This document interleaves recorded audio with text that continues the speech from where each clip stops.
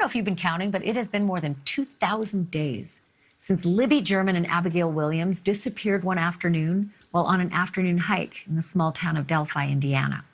Just 13 and 14 years old, respectively. It just made no sense when these two girls didn't show up at the meeting spot for their ride home. The next day, however, that mystery was solved, and the nightmare began for two local families. Abby and Libby's bodies were discovered in a ravine not far from where they'd been hiking. Back then, no one imagined just how difficult this was going to be to solve. It's just an unthinkable crime. And almost 6 years of hunting for their killer, more than 70,000 tips, sketches of potential suspects released by the police, and even a grainy video that was captured by Libby German's cell phone, and the now infamous and chilling recording of a man's voice saying this.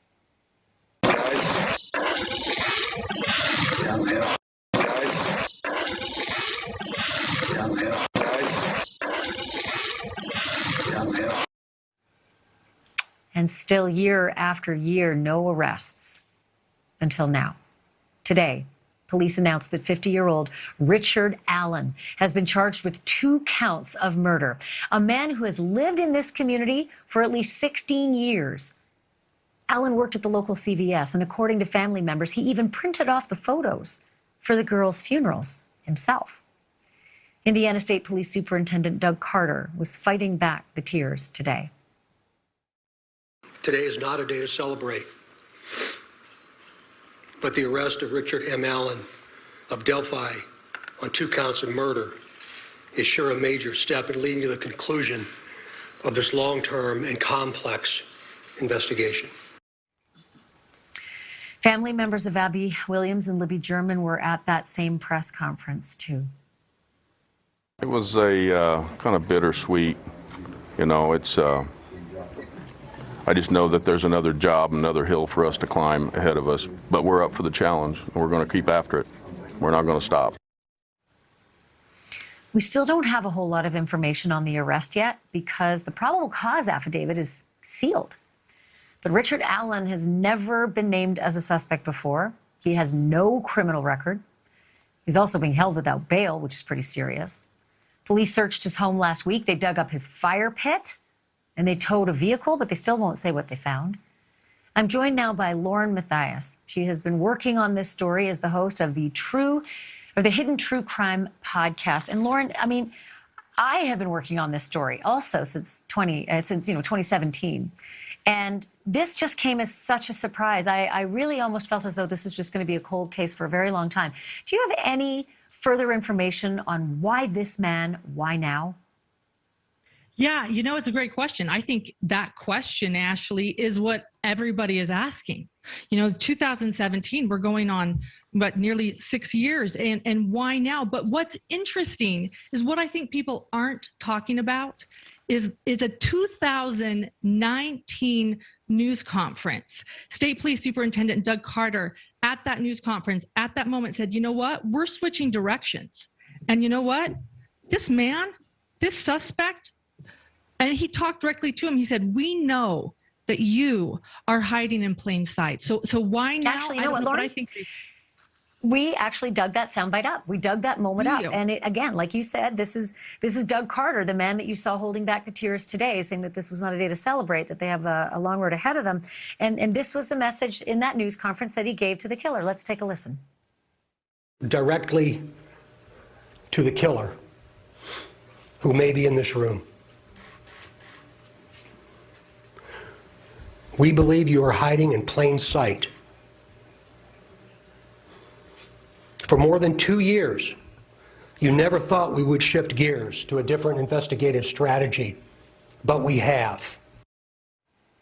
Okay, so that, now looking back, I really wonder what the different investigative strategy was. Did they ever let on? Do we know what they did differently? Yeah, you know, it's a good question. He did say in that press conference, and I love that you had that soundbite because, like I said, no one's talking about this. He did say we're switching directions at that moment. And he said, this person, he talked directly to the killer. He said, we believe that you're in Delphi. or that you work in Delphi, we believe that you're watching, that you're nervous, that we switched directions. That's the day they put out a new sketch, and that's the day they put out the video of him and those words that Libby caught on her phone that were so important to this case. And so it does make you wonder what they learned at that moment and what they've been delving into. They've been so tight-lipped on this case. We still do not know how those young girls died. We do not know how they were murdered. That's the thing. So this is a thing that they have never revealed. And it's unusual because we usually hear if there's a sexual assault or if there's a modus operandi of the killing, just to help maybe tweak what people might know or think about. And they have never done that. Have they ever said why they've been withholding that particular information? Nothing beyond saying it's about the investigation and we need this information, which does go with that 2019 press conference. It's really telling now, because I think that they did have an idea. And what they knew is that there was someone likely in the community that was nervous and that they needed to be able to have this evidence and what they knew very quiet, very not known, so that they could test the waters with the evidence and see what suspects come up and who knew what. And I think it really benefited. It's really incredible if you think about it, that maybe in 2019 when he said that and said, if you're, we think you're hiding in plain sight, they've had eyes on him for 3 years, just waiting to collect what they needed to collect, just waiting for him to make, one false move. Just a fascinating story. I'm going to have you back as we learn more, because I think, it's sealed for now, but those have an interesting way of being, freedom of information opening. So will you come back and we'll talk about this as we learn more? Thanks, Ashley. So good to have you, Lauren. Thank you so much. Wow, what a story. Lauren Matthias covering it for us. Still ahead, there is nothing quite like a Halloween scare, but there's plenty to haunt you all year long if you know just where to look. And after the break, we are hunting the scariest sights in America with the ghost hunter himself, Steve Gonzalez. He is next, live with me.